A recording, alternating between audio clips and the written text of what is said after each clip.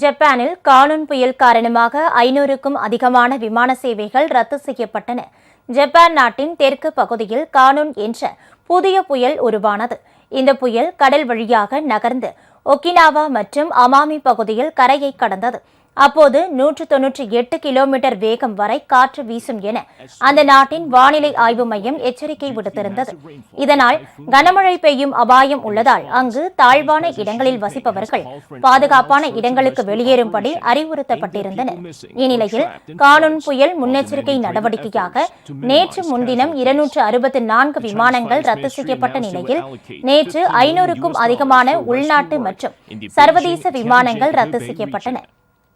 இதனால் உள்நாடு மற்றும் வெளிநாடுகளுக்கு செல்ல வேண்டிய பயணிகள் கடுமையான பாதிப்புக்குள்ளாகினர். On Tuesday, which is also home to a number of U.S. military bases.